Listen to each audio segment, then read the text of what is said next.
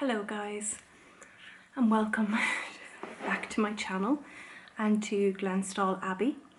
I am here for a few days having a little bit of a personal retreat just to get some silence and some time alone.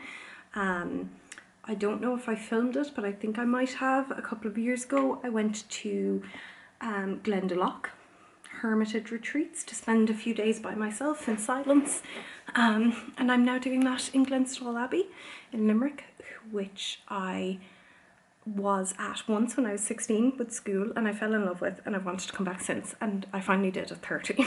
So dreams do come true. But I am filming on the floor of the room because I am essentially waiting to do a PhD submission. I had a deadline for today, and technically it's 5 o'clock today and it's 2 o'clock now. I have it done, it's ready, I have not hit send. It almost feels like what I imagine cutting the umbilical cord might feel like. Like there's a chance I might never get this back and my submission is actually bad. Today is my first full day here, so I've spent the morning doing some reading, sitting out in the sun, and then also finalising my submission. It's now finalised. I need to hit save so I can go about my life and switch from PhD writing to fictional writing, which is what I want to do for the next 2 days I'm here. I just cannot hit send and I'm so tired and I feel like my joints feel so achy that I just, considering how beautiful it is, and I'll probably include some clips, or will already have, of when I first walked around here yesterday. I just really want to go outside, but I just feel like my bones hurt today, my leg bones specifically, and my muscles are very, very much spasming. So I'm struggling a little with that, but I'm also afraid to take a muscle relaxant because that will make me sleepy. And I want to go outside, but I'm rambling. Basically, I need to hit submit on this bloody proposal. It's a proposal looking into the ways in which autistic women narrate their experiences of advocating for themselves, as opposed to, I suppose, like how they would reflect upon experiences in which they've had to advocate for themselves in the past, in familial settings and in social settings and clinical settings. So I'm really interested in the topic, and I think that makes it harder. And I also, I don't know if anyone was watching, no one was watching me at the time, no one's watching me now, but I did a PhD scholarship interview last June and I didn't get it, and I described in a video afterwards how absolutely upset with myself I was after that. Not when I initially didn't get it, after the interview, when the interview call ended. I was so distraught with myself because I was convinced I had shamed my entire parish, embarrassed myself and my family. I'd done so badly because I didn't get to say exactly what I wanted to say and didn't get to use the script I wanted to use and all this kind of thing. Very autistic of me. But I, in doing this submission, asked for my feedback from the interview, which I should have done before, but I actually think I was probably putting it off, but I'm trying to be less of a coward about those things now. And saw my score, and out of 100 in my interview and research proposal I got 89, and there was very little wrong with it. And I knew this because I got ranked second out of everyone, but just to see it, I suppose, written there, and to see the scores and see where there was considered flaws or gaps in my research, which there was and probably still is, just made me feel really, once again, relieved that I have such a poor understanding of how I actually perform, because if it was exactly like it was in my head, I wouldn't be doing well in anything. But also frustrated that I waste time on frustration.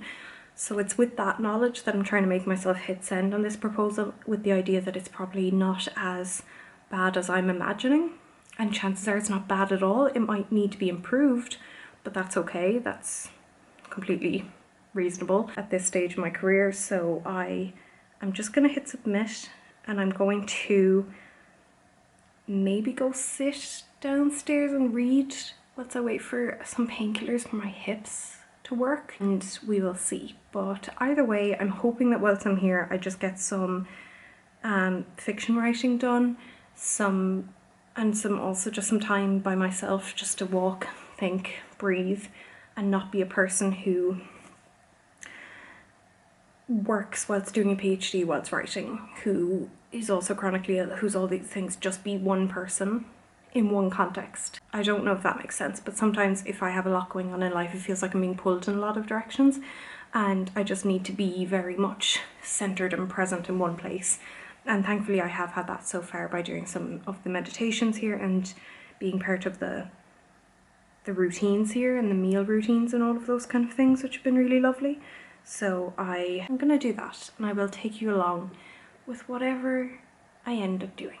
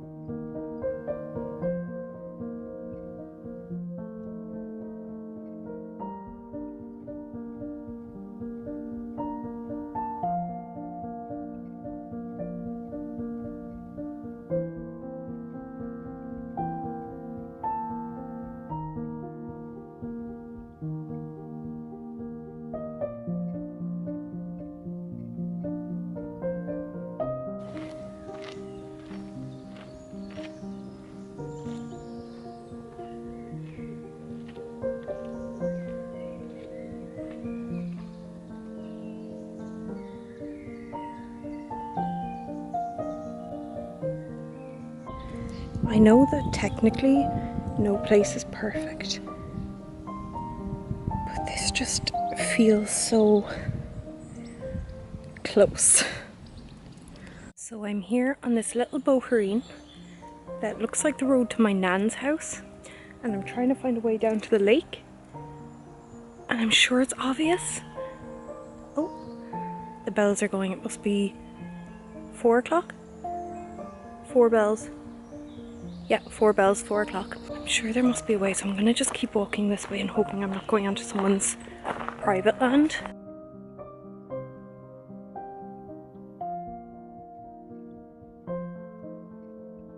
I literally walked 2 more steps and there's this perfectly cared for ground path. So, never mind. I'm trying to find a good place to sit where I won't get sunburned, but I don't think there's anything to lean against, which is fine. Me and my floppy back will cope.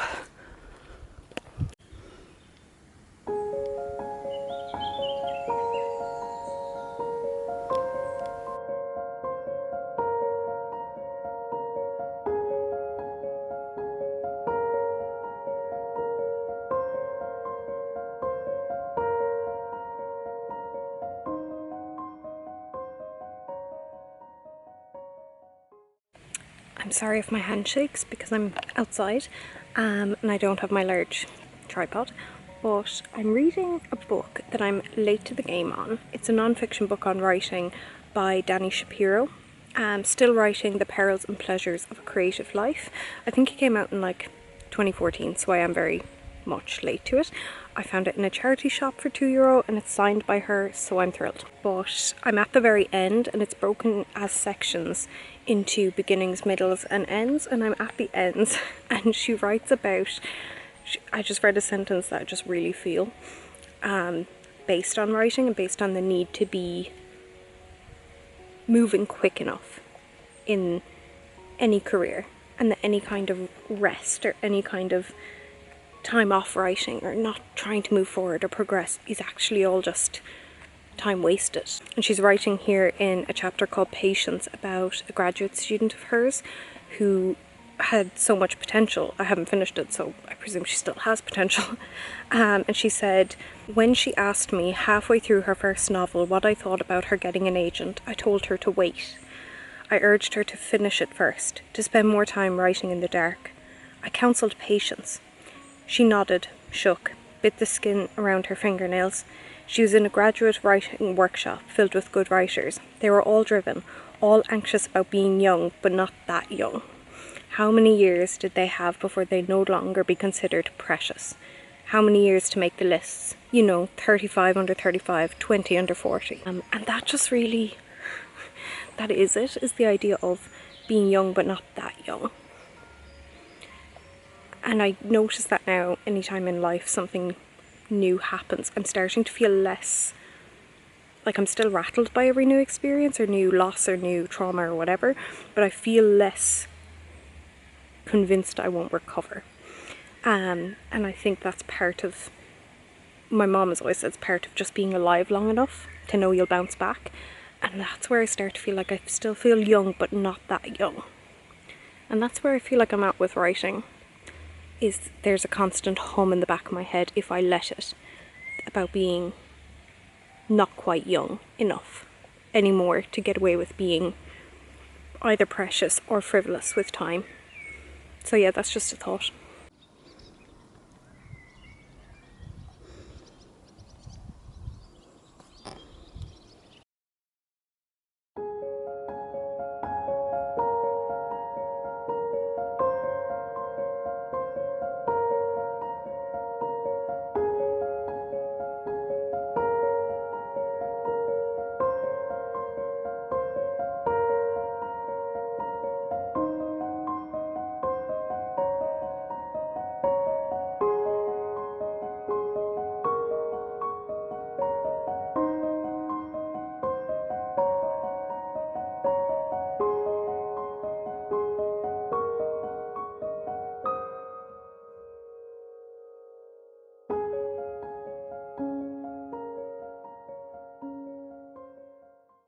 Ankle physio never ends, my friends.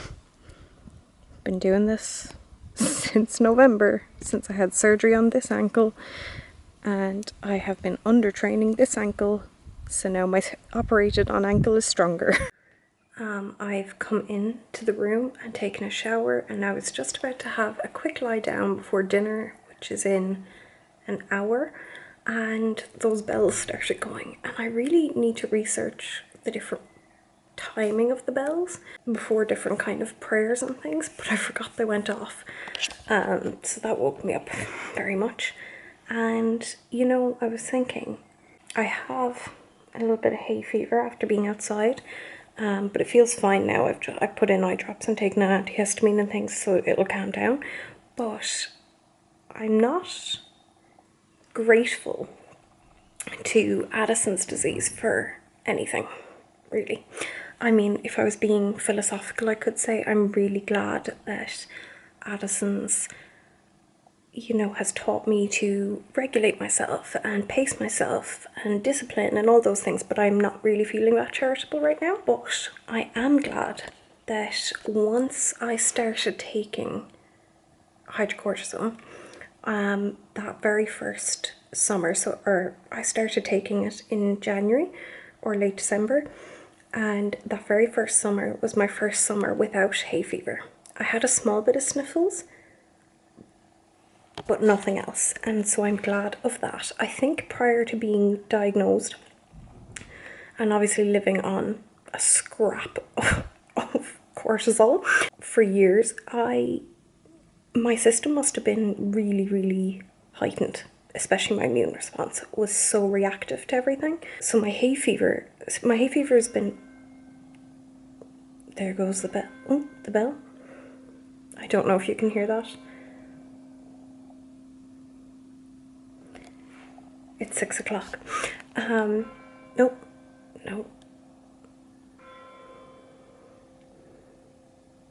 5, 6. Yep. 6. No, okay, we're just gonna keep ringing.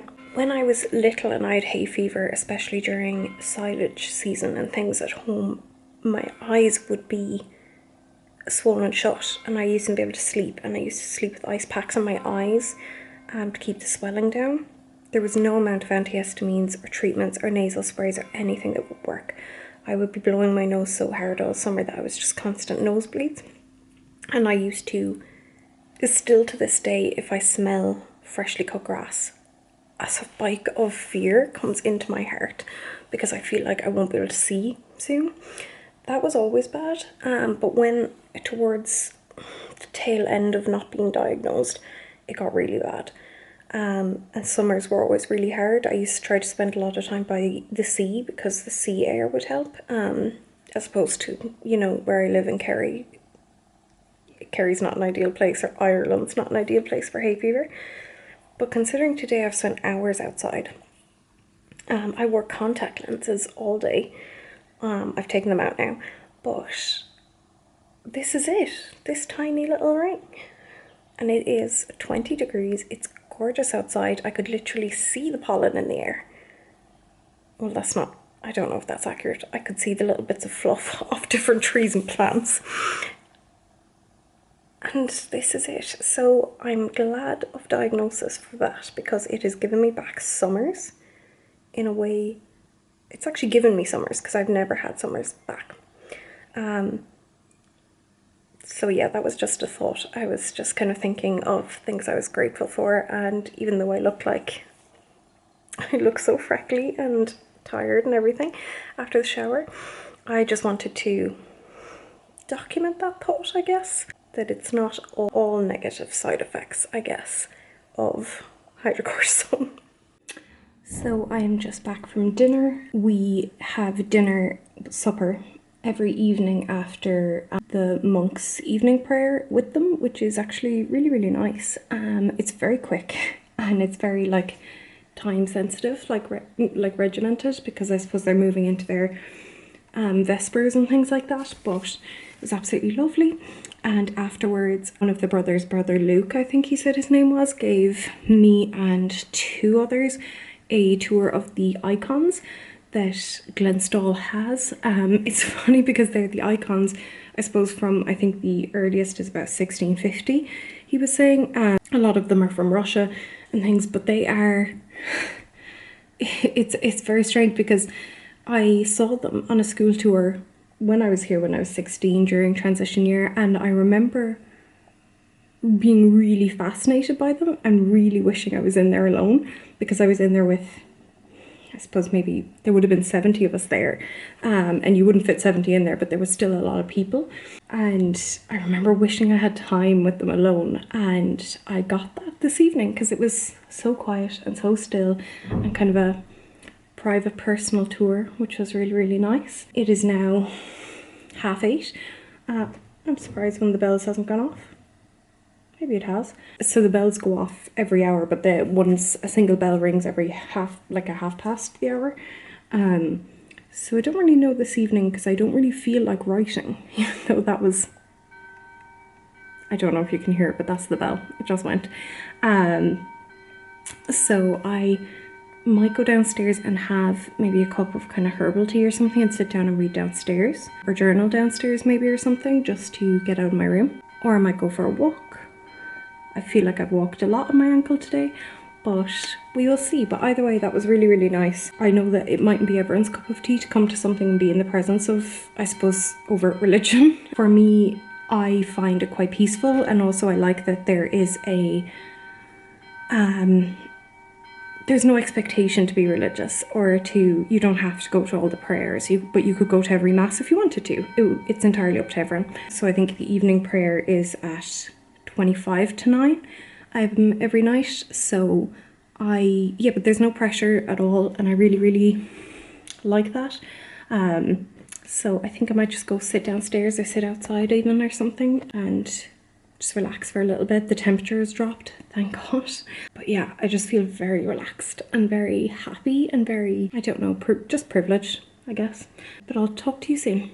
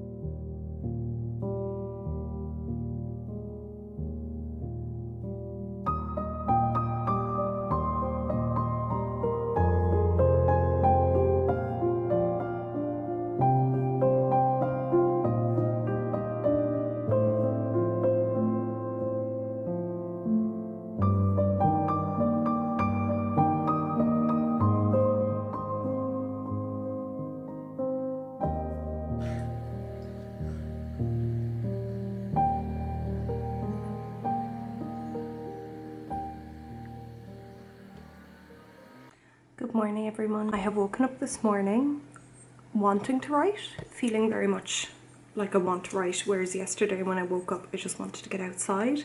Today I just want to write, at least this morning anyway, maybe until lunch, and then I might go for a walk. But I am at the desk here in the room and I've had breakfast. It's a self-service breakfast with everyone downstairs, and it's a really nice way to get to know everyone and kind of everyone's different reasons for coming to Glenstal. But I'm going to do some writing and just maybe take today as a writing day, and maybe a little bit of reading and maybe a nap.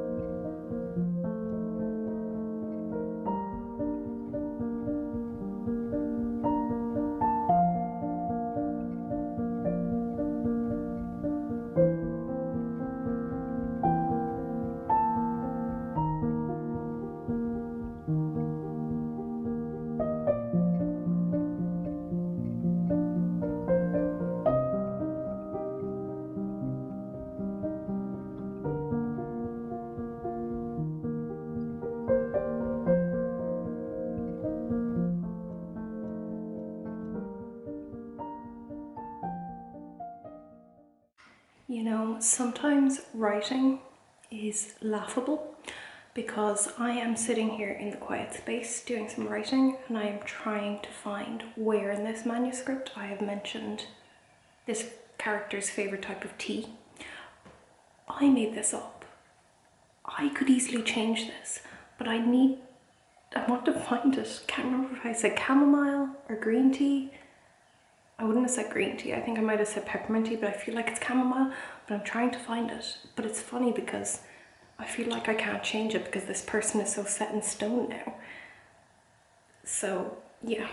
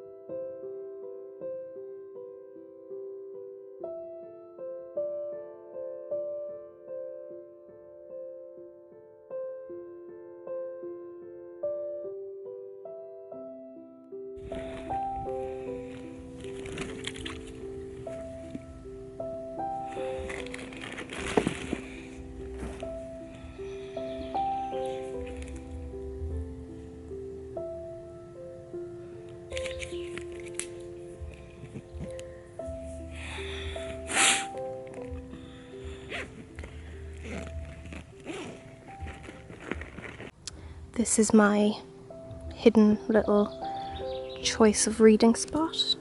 I have my towels / blankets and I'm just gonna relax here. It's technically hidden on both sides.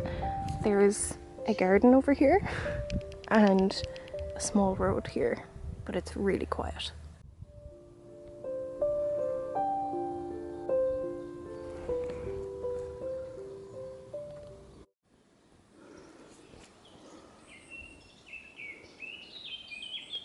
So that little alcove got really warm and now we keep getting sidetracked down these little paths. Like, I don't know if they're dead ends, but we're gonna go for a walk.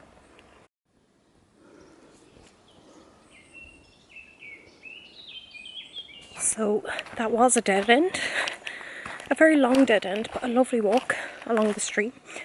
Sorry, I'm trying to watch where I'm going.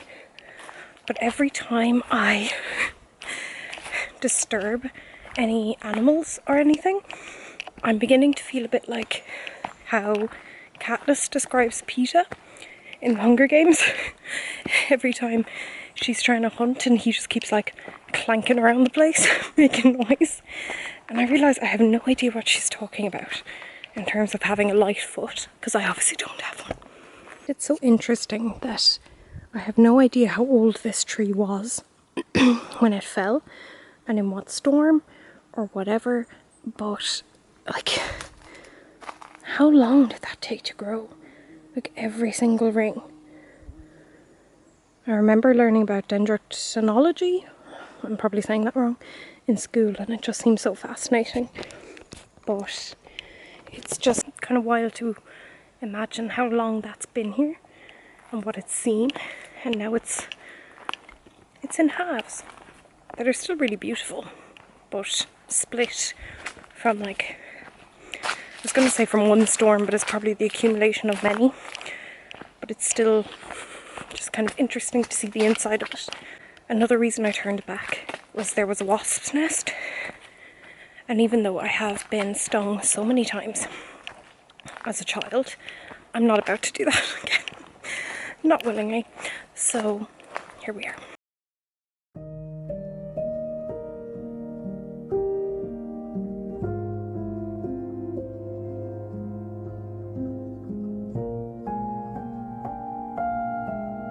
Remembrance of our childhood, because so much of the book is Stephen looking back on his childhood and criticising his childhood self. It's a very interesting argument so far, and I just want to take the break and read it more deeply. Oh, and also just then I got distracted and read this article on Victorian Oxford fans and I don't know why.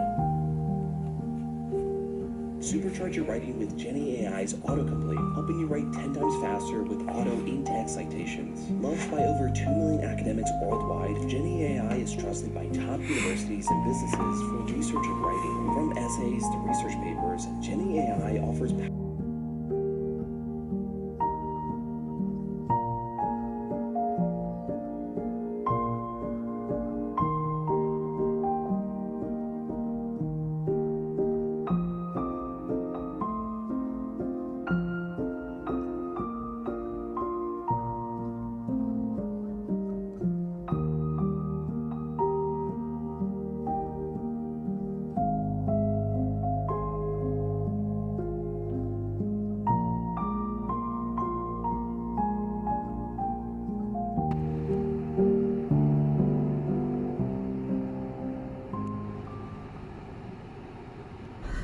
Okay, so I have left Glenstal Abbey and I am currently stopped in Bird Hill in Limerick to get diesel, to be honest, and I just guess I wanted to round up this vlog and also just talk about a little bit of my experience. I left this morning and I feel absolutely bereft at leaving. It's not even, I don't know if it's the place, it's the routine, it's actually all of it. I couldn't film a lot this morning and things because everyone was around. It's Sunday, so there was a lot of like mass and things, some of which I partook in, some of which I didn't, but like that's kind of the joy of it, is you can do what you want to do. But there's a lot of people around, and obviously people are at Glenstal for different reasons. Everyone has their own reasons for being there, so I didn't really want to film, but I have stopped now and I feel incredibly sad. Last night you might have seen me, I was writing up some notes from a book that was actually on my desk in my room when I came in, and it was the story of St. Therese, the little flower. And it's funny because that's my confirmation name, and I remember reading about her at the time of my confirmation, so I would have been like 12, and I remember picking her for a reason, but I cannot remember that reason. So I started reading it and I just fell into it. Like it's her autobiography that she wrote throughout her life, and it's fantastic, and at points it's funny and it's sad and it's daft and it's enlightening. So that was really nice. So I wrote up some notes, and then this morning I just spent time with everyone at breakfast and did some writing, and now I've hit the road after lunch, a last lunch with everyone, and it is absolutely melting. I'm gonna wrap up this clip though, because I had to turn off the fan to do it, and it's 24.5 degrees and I am not okay with it. But I do hope if you enjoyed this video that you will like, subscribe, all of that kind of thing. If not, either way, just really hope you enjoyed it. I really liked this. I like filming these clips even if they're unintelligible and they don't make sense to a lot of people. They're really nice for me, I suppose, selfishly. So I will see you guys soon. I hope you're all doing really well, and take care. Bye.